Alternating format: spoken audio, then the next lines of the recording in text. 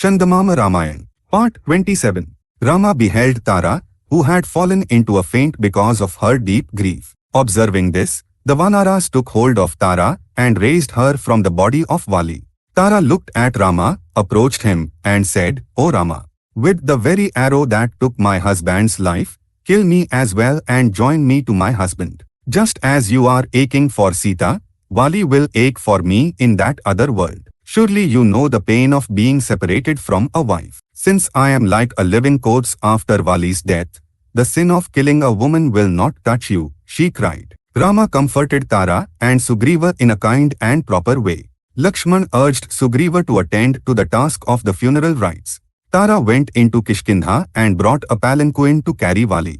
Sugriva and Angada lifted Vali and laid him in the palanquin. Strong Vanaras went forward carrying the palanquin. Behind them, the women of Kishkindha city followed, weeping loudly. Upon the sandy banks of a stream, the pyre was prepared for Vali. Angada lit the fire according to the prescribed rites. Afterward, the Vanaras offered water libations for Vali. As soon as the final rites were finished, Sugriva, in his wet clothes and followed by his ministers, came to Rama. Then Hanuman said to Rama, "By your grace, Sugriva has been able to gain the kingdom of the Vanaras. He must now take up the burden of ruling. Therefore, please come and have his crowning ceremony performed in the proper way." To that, Rama said, "O Hanuman, according to my father's command, I cannot step into villages or cities for 14 years. Therefore, all of you take Sugriva and crown him king according to the holy rites." Rama told Sugriva to make Angada the crown prince.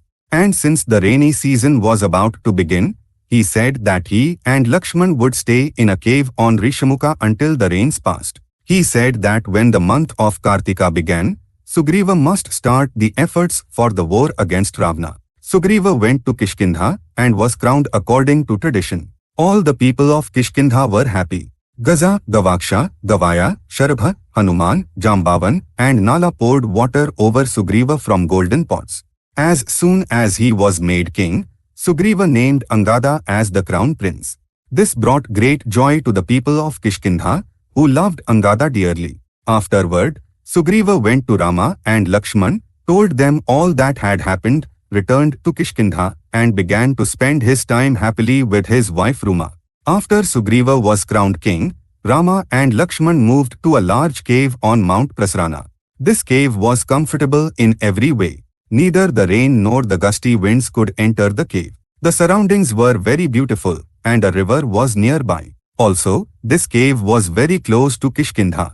The sounds of music and the shouts of the Vanaras in Kishkindha could be heard in that cave. In this cave, Rama spent his time, feeling the pain of being away from Sita day and night. Lakshman encouraged him to stay strong. Rama wondered if Sugriva would really return the favor, and he waited for these 4 months to pass so that autumn would arrive. The rainy season came and went. Sugriva, lost in pleasures with his wife Ruma and Vali's wife Tara, left the work of the kingdom to his ministers. He did not even think that the time to help Rama had arrived. Therefore, Hanuman came to Sugriva and said, "O king, you have gained the kingdom and fame. There is no fear of enemies.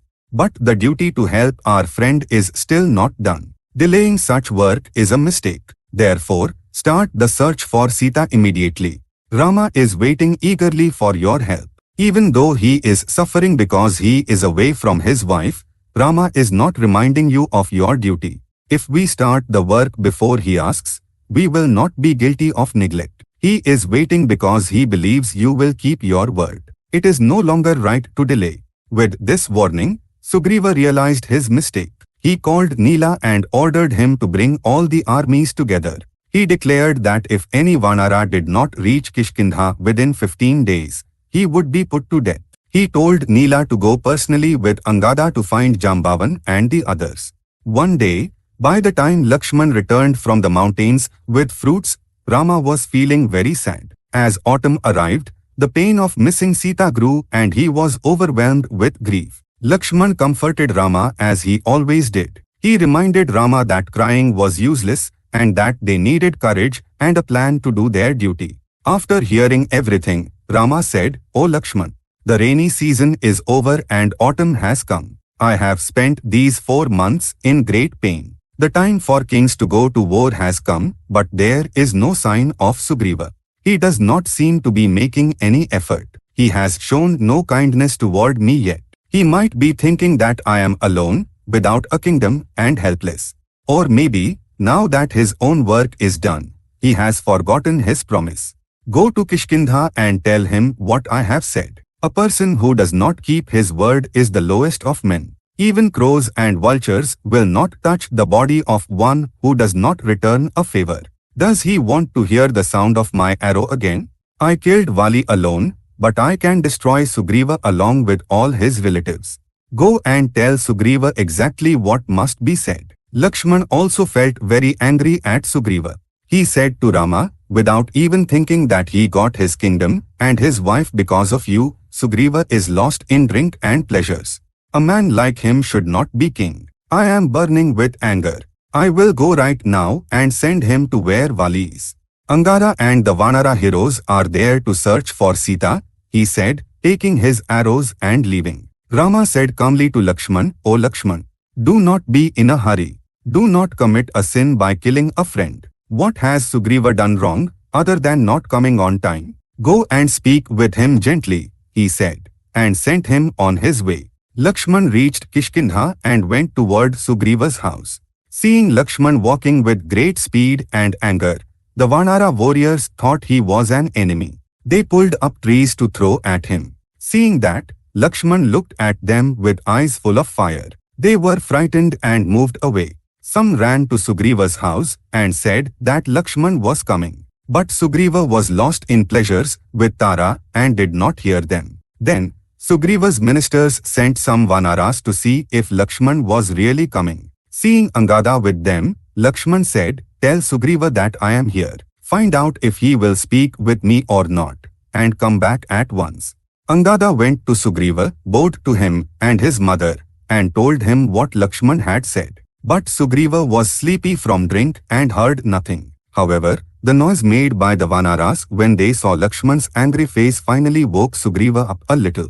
By the time Angada came back to Sugriva with the ministers Panasa and Prabhavu, the king was more awake. They told him that Lakshman had come to speak. Sugriva learned that Lakshman was carrying his bow and arrows and was very angry. Sugriva said to his ministers, I have done nothing wrong. Why is Lakshman angry? Some enemies must have told him lies about me. You must use your brains to find out why he is angry. It is not that I am afraid, but it is natural to feel worried when a friend is upset.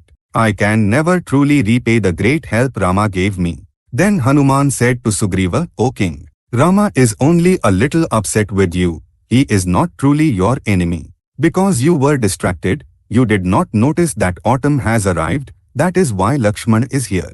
Even if he speaks harshly, you must put up with it because the fault is yours. It is not good to make Rama angry, and for you, it is very wrong. In the meantime, Lakshman reached the inner rooms of the palace and stopped when he heard the voices of women. When Sugriva heard the loud sound of Lakshman's bowstring, he was afraid to face him. He sent Tara to speak with Lakshman.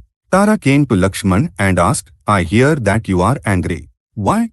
Has anyone disobeyed you? Sugriva is always drinking and does not look after the kingdom. He does not think of our problem.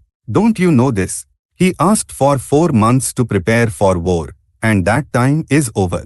Our work has not even started. Tell me what we should do, said Lakshman. Tara said to him, do not be angry just because Sugriva is enjoying his life. He has not forgotten your work. He has already called the Vanaras. Millions of Vanaras have arrived from many different mountains, she said. She then took him with her into the inner rooms.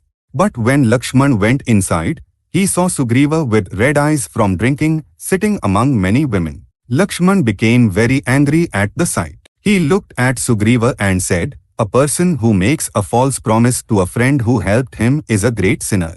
Anyone has the right to kill such a person. You got your work done by Rama, but you have not started the search for Sita. You are ungrateful. Remember the path that Vali has taken and start the search for Sita now. The 27th part of Chandamama Ramayana is complete. For now, Swasti.